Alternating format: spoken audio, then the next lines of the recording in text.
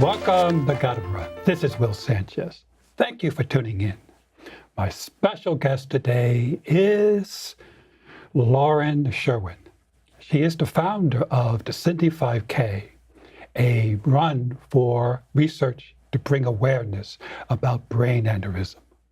I am thrilled to have Lauren as a guest. Thank you, Will.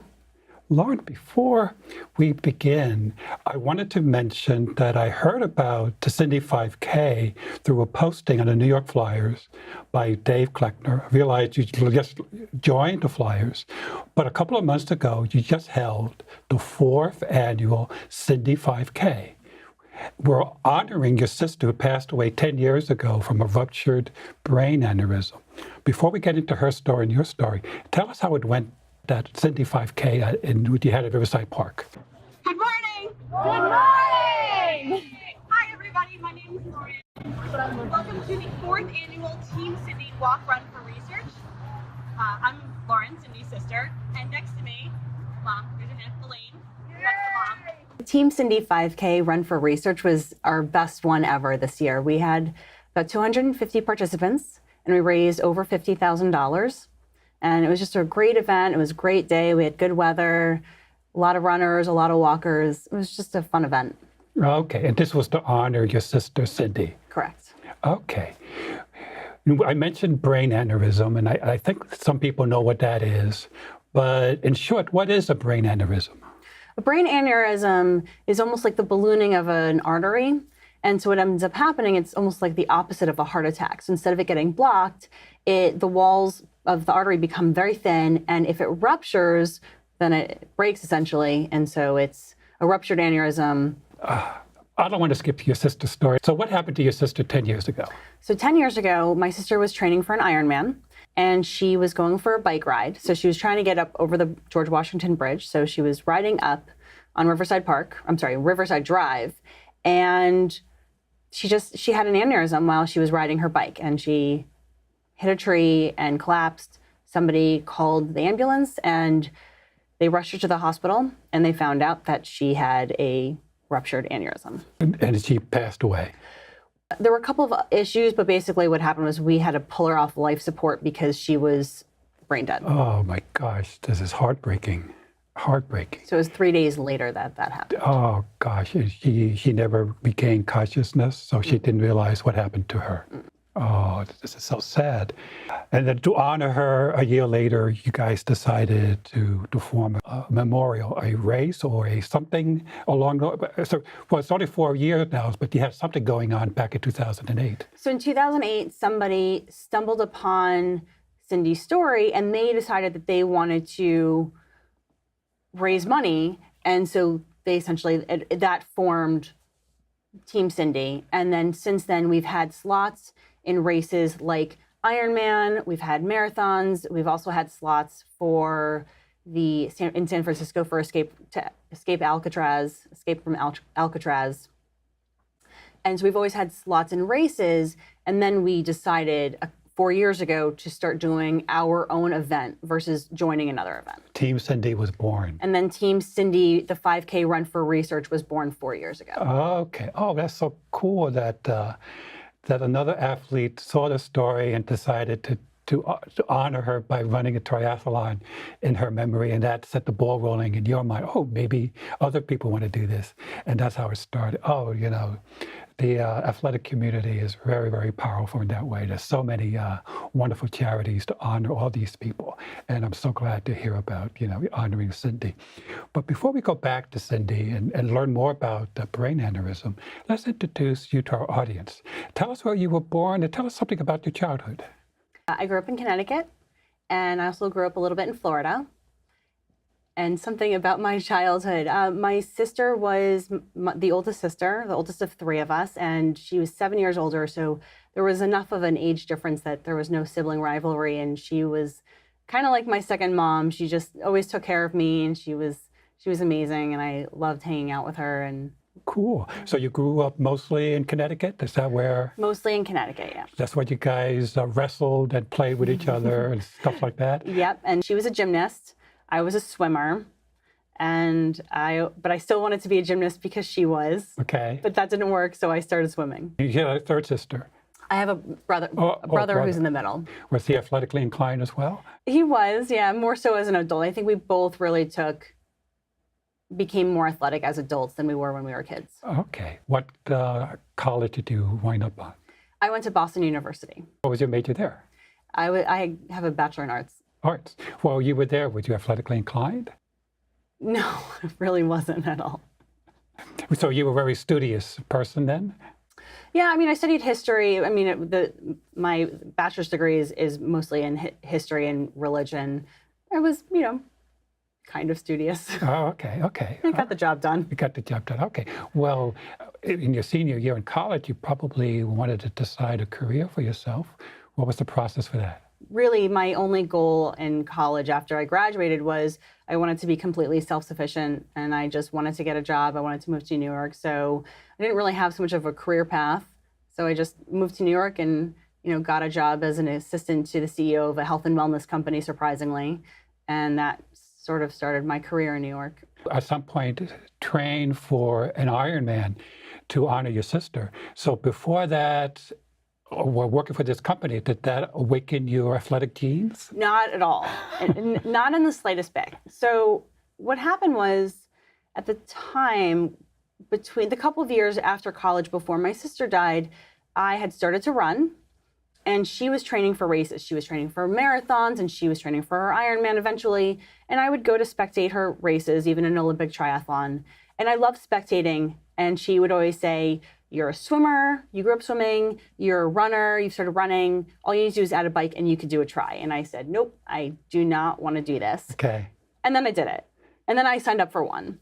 Before she passed away? Before she passed away. So I was doing team and training because it was social and it was a really fun way to start getting into this, into triathlons. And I fell in love with it. And unfortunately, the race that I was supposed to do ended up being the day of her funeral. So I didn't end up doing my first race. Oh, during that time, that's when she had her accident. Yeah, and it's not an accident. That's when she had her aneurysm. Aneurysm. She had the ruptured aneurysm. Okay. And she, because I've always spectated for her races, she was going to fly down to Florida, which is where the race that I was doing, she was going to come down just to spectate. So I felt like it was a really big deal for me to do this race. I really wanted to. I was looking forward to it. And it was just another great bonding experience for us that we'd been training and talking about training together.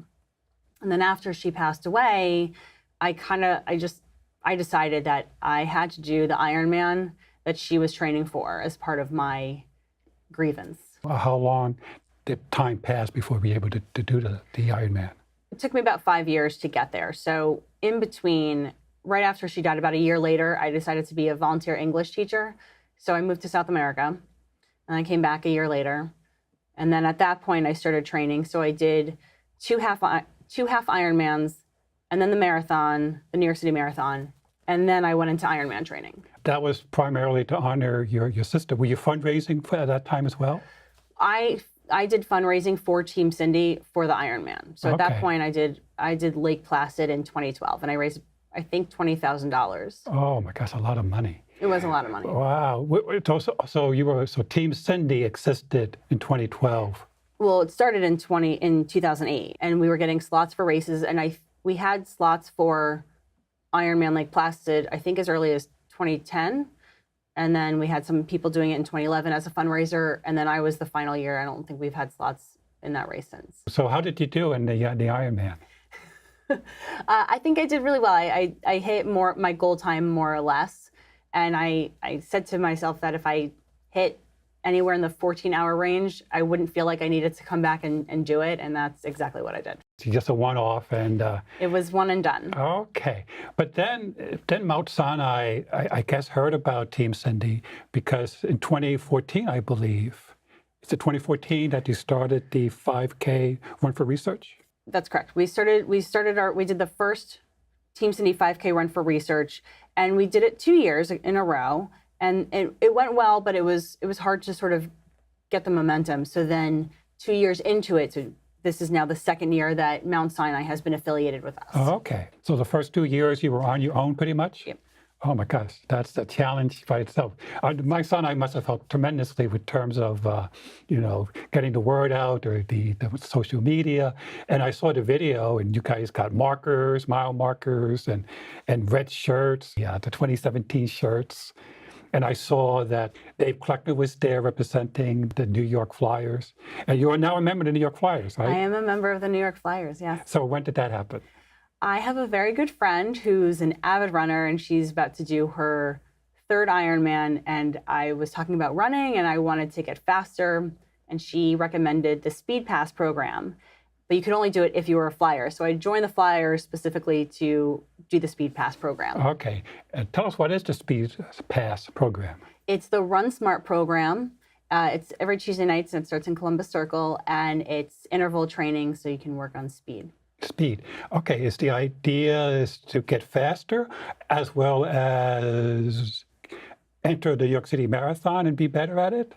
It's a speed program. It's sort of separate from the marathon. There are some people doing it who are training for the marathon, but it's not necessarily targeted for the New York City Marathon. So you're doing it for speed? Yes. Okay, so that means there's a 5K you're looking forward to the knockout? Yes, there's. I think I'm going to do one the first week in December. Excellent. Well, let's go back to this brain aneurysm.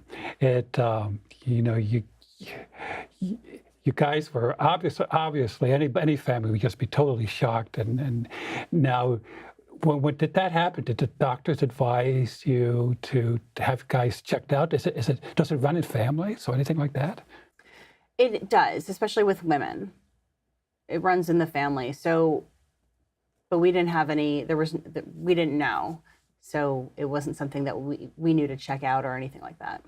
Okay. Oh, so at that time, your knowledge of brain aneurysm was limited. Completely. I maybe barely heard of it. I didn't actually even know what it was. I heard that she had an aneurysm, and then I had to ask, well, tell me more about what this is. I didn't really know. Oh, okay. But obviously you know a lot more about it now. I know a lot more about it now. Because there's a lot of research. So tell us then, I think a lot of people would think, oh, brain aneurysm, that must be, the moment you got the worst headache of your life.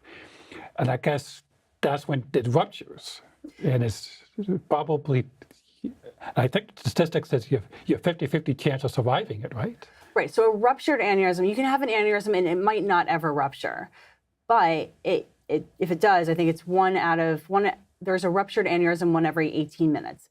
50% of people who have an aneurysm may die from it. And then the remaining of those who do survive, about half of which will have life-altering disabilities.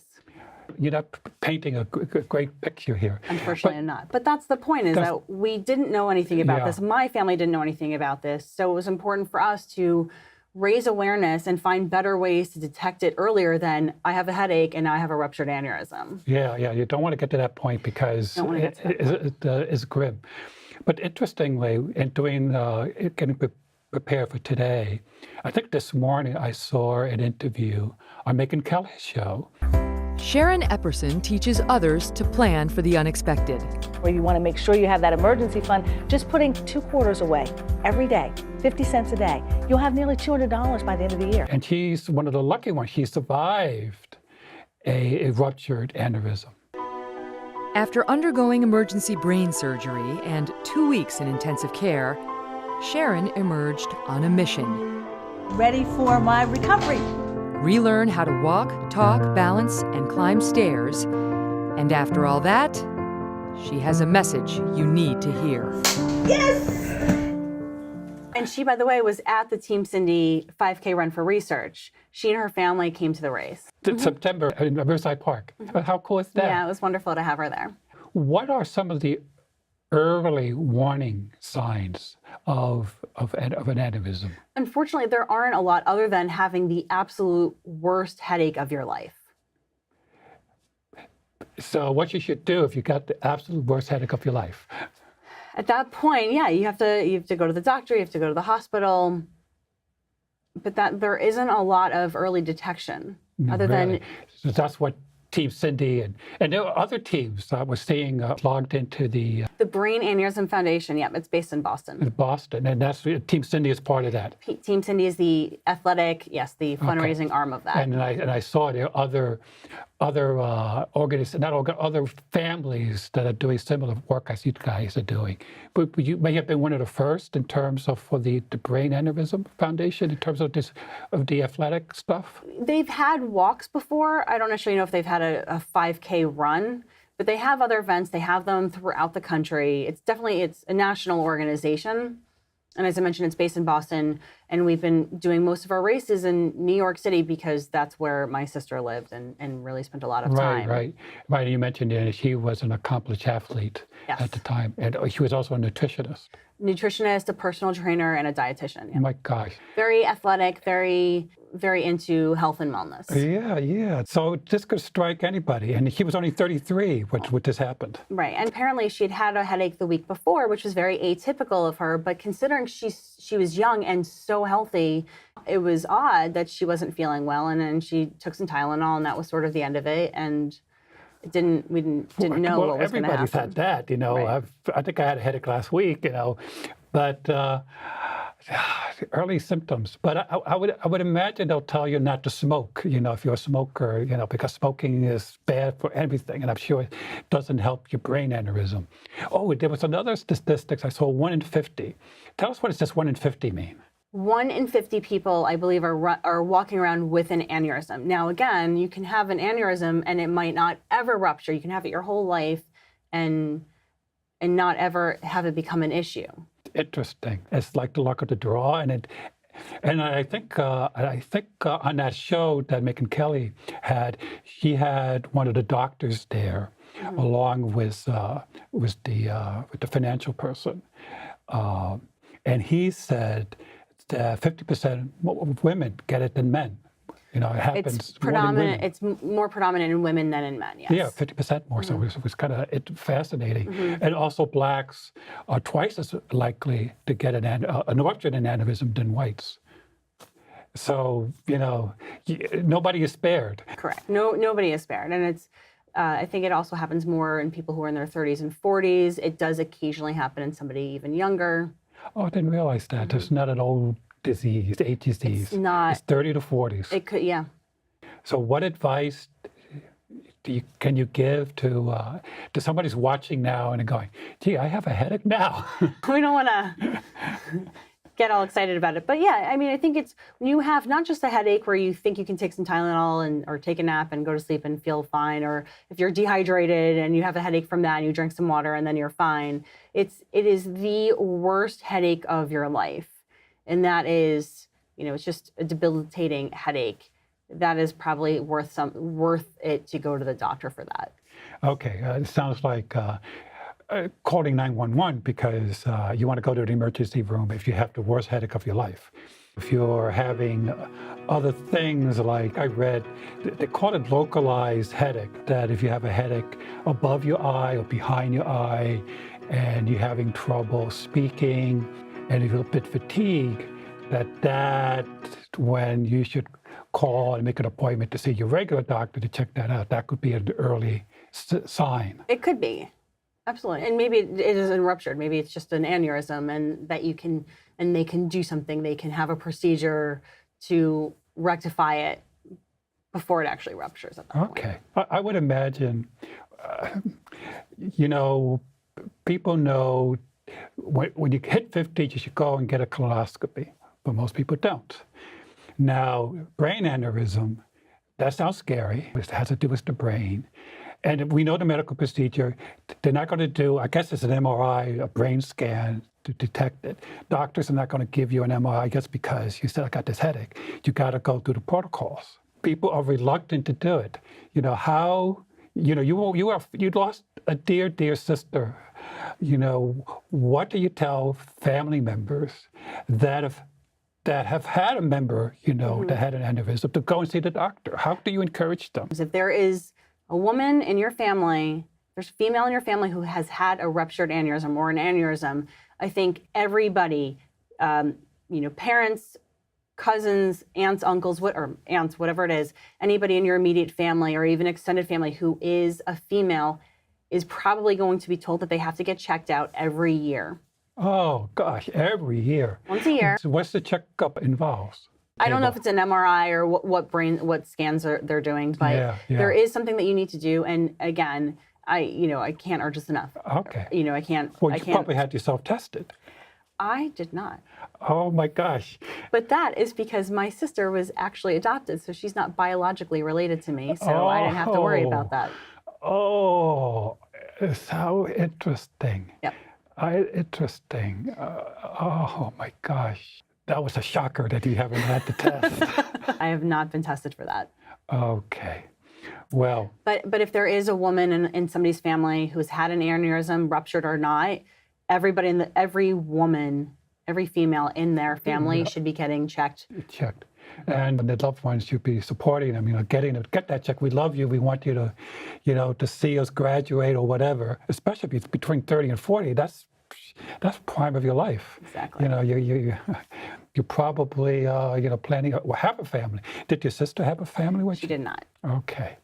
So what are the plans going forward for Team Cindy? We want to keep doing this race. We still have slots for other races like Escape from Alcatraz, but we want to continue to grow the Team Cindy 5K Run for Research in New York City. The 4 years that we've done it, every year has gotten a little bit better and a little bit better, and this year was even better. More participants, it was more organized. I think we also had a small raffle this time. The event is sponsored, which is great. We have a couple of sponsors that have joined us. We had Garden of Life and we had New York Health and Racket as some of the sponsors. And we want to get more sponsors and get more participants. And Mount Sinai, of course. And Mount Sinai, They probably donated the funds for the shirts because I saw lots of red shirts. Lots of red shirts. It happens in September because that's Brain Aneurysm Awareness Month. Now, you mentioned Escape from Alcatraz a couple of times, but that's not a race. That's actually a triathlon. That's a triathlon, yeah. Yeah. There's a triathlon, and we've gotten, I think, 5 to 10 slots so that we can use that as a fundraiser as well. So we have participants in that race. Okay, so how would they get a slot again? Would they go to your website? Go to the website, and if we have any available slots, then they can register and. Okay, so there's a fundraising minimum probably? There's a fundraising minimum. Okay, 5 to 10 slots at Escape from Alcatraz. I've heard of it, and I've had a guest here who did it. Okay. I think, for a different charity. And he said it's a lot of fun, especially you on a boat. The race features a 1.5-mile swim from Alcatraz Island to the shore, an 18-mile bike race, and finishes with an 8-mile run through the streets of San Francisco.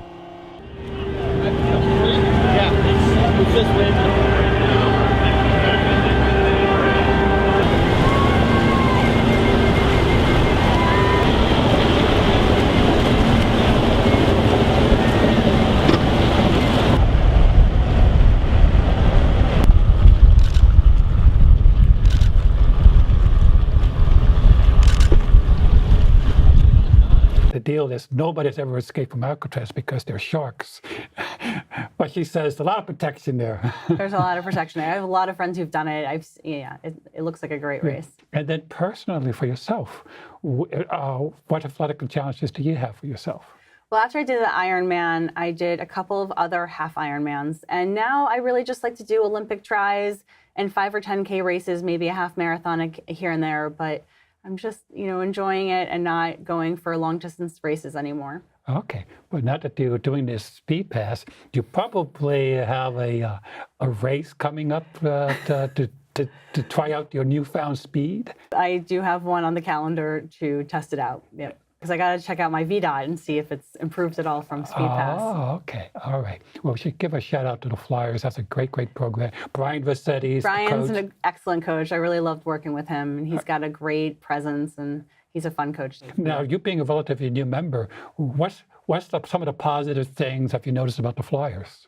Seems like there's a really big group, and they have, they provide a lot of support for all the races, and it seems like a really great, group to be a member of, and it's all different speeds. So at first, I think not having been with them before, I was a little nervous because I always thought that they were a really fast group. but I think they sort of have the gamut as far as participants.